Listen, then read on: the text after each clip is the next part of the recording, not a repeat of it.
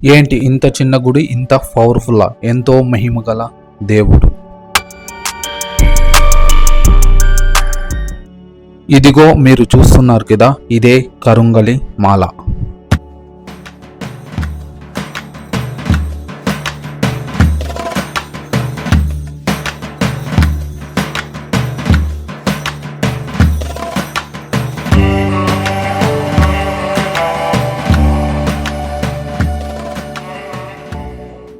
ఈ కరుంగలిమాల స్వామి ముందు ధరించడానికి ప్రతిరోజు వందలాది భక్తులు వస్తూనే ఉన్నారు. సామాన్యుని నుండి సెలబ్రిటీ వరకు ఈ మాలను ధరించడం మనం చూసాం. మన తెలుగు రాష్ట్రాల నుండి ఆ గుడికి ఎలా వెళ్ళాలి? పూర్తి వివరాలు మీకోసం. పాతాళ శంభు మురుగన్ ఆలయానికి మీరు వెళ్ళాలనుకుంటే ముందుగా దిండుగల్ అనే రైల్వే స్టేషన్కి అయితే చేరుకోవాల్సి ఉంటుంది. మన తెలుగు రాష్ట్రాల నుండి వారానికి 1 తూరి లేదా 2 తూర్లు దిండుగల్ రైల్వే స్టేషన్కి అయితే అవైలబుల్గా ఉంటాయి. ఒకవేళ మీరు ఆ ట్రైన్కి రీచ్ కాకపోతే ముందుగా చెన్నైకి అయితే చేరుకోవాలి. చెన్నై నుండి దిండుగల్కి 24 అవర్స్ ట్రైన్స్ అయితే అవైలబుల్గా ఉంటాయి. మన అనంతపూర్ పీపుల్స్కి అయితే ఇంకో ఆప్షన్ కూడా ఉంది. బెంగళూరు టు దిండుగల్ అయితే ప్రతిరోజు 2 ట్రైన్స్ అయితే అవైలబుల్గా ఉంటాయి. అలా అయినా వెళ్ళచ్చు. ప్రస్తుతానికైతే నేను దిండుగల్ అనే రైల్వే స్టేషన్లో ఉన్నాను. చూస్తున్నారుగా, ఇదే రైల్వే స్టేషన్. నేనైతే రీచ్ అయ్యాను. ఇక్కడ బెంగళూరు టు దిండుగల్ అయితే రీచ్ అయ్యాను. మీరు ట్రైన్ దిగిన తర్వాత ప్లాట్ఫామ్ 2 స్టెప్స్ కింద పెయిడ్ వెయిటింగ్ హాల్ అయితే ఉంటుంది. వాళ్ళకి 20 రూపీస్ ఇస్తే మనం ఇక్కడే ఫ్రెష్ అప్ అయి టెంపుల్కి అయితే వెళ్ళచ్చు. మీరు చూస్తున్నారుగా, రైల్వే స్టేషన్ వ్యూ అయితే బయట ఈ విధంగా ఉంటుంది. మనం ఇక్కడి నుంచి టెంపుల్కి ఆటోలో కూడా వెళ్ళచ్చు. బట్ ఆటో వాళ్ళు ఒక్కొక్కరికి 1000 రూపాయలు అయితే ఛార్జ్ చేస్తారు. ఇక్కడి నుంచి 15 కిలోమీటర్స్ అయితే టెంపుల్ ఉంటుంది. మనకి ఇంకొక కూడా అవకాశం ఉంది. మీరు సోలోగా బైక్లో వెళ్ళాలనుకుంటే 24 అవర్స్కి బైక్ రెంట్ వచ్చి 500 రూపాయలు అవుతుంది. ఇవన్నీ వద్దు, మనం బస్కి హ్యాపీగా వెళ్దాం అనుకుంటే రైల్వే స్టేషన్ నుండి 2 కిలోమీటర్స్ అయితే బస్ స్టాండ్ ఉంటుంది. కామరాజ బస్ స్టాండ్కి అయితే మనం రీచ్ అవ్వాలి. బస్ స్టాండ్కి రీచ్ అయిన తర్వాత లెఫ్ట్ సైడ్ కార్నర్లో వైట్ కలర్ బస్ 6D ఈ బస్సు అయితే మీరు గుర్తుపెట్టుకోండి. ఈ బస్సు 3 గంటలకు 1 తూరి టెంపుల్ దగ్గరికి వెళ్ళి వస్తూ ఉంటుంది. మీకు ఆ బస్సు అందుబాటులో లేకపోతే పళని అనే ఊరికి వెళ్ళే బస్సు అయితే ఎక్కాలి. ఆ బస్సు ఎక్కిన తర్వాత 15 రూపాయలు టికెట్ తీసుకుంటాడు. రెడ్డి AR సత్రం దగ్గర అయితే దిగాలి.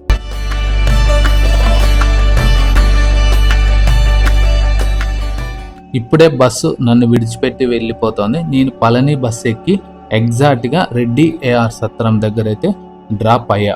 ఇక్కడి నుండి 300 మీటర్స్ కొంచెం దూరం నడిస్తే మనకు శ్రీరామపురం అనే బోర్డు కనిపిస్తుంది. ఆ బోర్డు కాటి నుండి ఎగ్జాక్ట్గా 20 మీటర్స్ కొంచెం ముందుకు నడిస్తే మనకి పాతాళ శంభు మురుగన్ ఆలయానికి వెళ్ళే ఫ్లెక్సీ కనపడుతుంది. అలాగే ఆ రూట్ అంటే వెళ్ళాలి. ఇక్కడి నుండి 2 కిలోమీటర్స్ అయితే టెంపుల్ ఉంటుంది.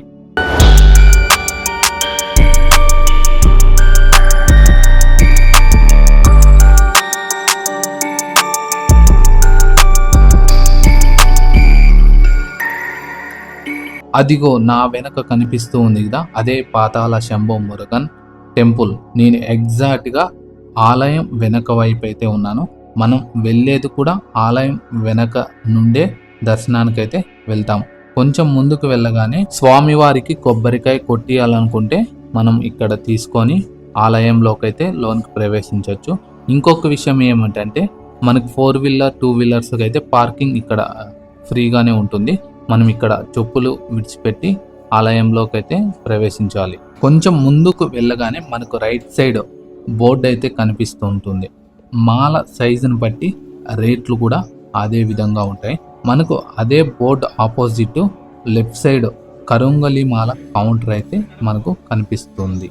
మీరు మాల ధరించాలి అనుకుంటే దర్శనానికి వెళ్ళే ముందుగానే మాలనైతే ఇక్కడే కొనుక్కొని అక్కడ పూజ చేయించుకొని స్వామివారి ముందు మాలనైతే ధరించండి.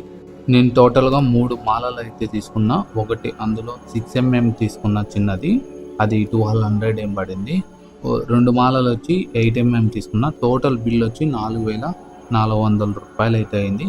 ఈ 3 మాలలు తీసుకొని వెళ్ళి నేను స్వామివారి ముందు పూజ చేయించుకొని అందులో ఒక మాల అయితే నేను ధరిస్తాను. కరుంగలి మాల అయితే ఈ విధంగా తయారు చేస్తారు. సైజుని బట్టి కట్ చేస్తూ ఉంటారు. ఈ విధంగా బ్లాక్ వుడ్తో తయారు చేస్తారు. ఇప్పుడు నేను దర్శనానికి అయితే వెళ్ళబోతున్నా. పెద్దగా రష్ అయితే ఇవాళ నేను వచ్చిన టయానికి అయితే రష్ అయితే లేదు. మామూలు టైంలో అయితే చాలా రష్ ఉంటుందంట. నేను కనుక్కున్నాను.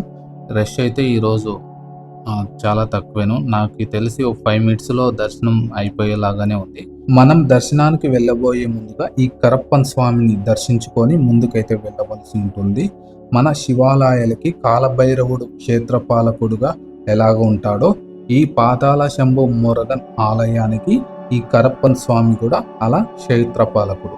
ఈ కరప్పన్ స్వామిని తమిళులు గ్రామదేవుడుగా కూడా పూజిస్తారు. కొంచెం ముందుకు వెళ్తే భూమి అడుగున మనకి శివుడు మరియు నంది, వారిద్దరిని మనం పైనుంచి అయితే దర్శనం చేసుకోవాలి. కిందికి పోవడానికి అయితే వీలు కాదు, ఎందుకంటే వాళ్ళు అలౌ చేయనీరు. పైనుంచినే మనం దర్శనం అయితే చేసుకోవాల్సి ఉంటుంది. అలాగే కొంచెం ముందుకు వెళ్తేనే పాతాళం కింద అంటే భూమి అడుగున మనకి పాతాళ శంభు మురుగన్ స్వామి అయితే మనకు దర్శనం ఇస్తాడు. ఇక్కడ నుండి కెమెరా అయితే నాకు తెలిసి అలా ఉండదు. చూడండి స్వామిని అయితే.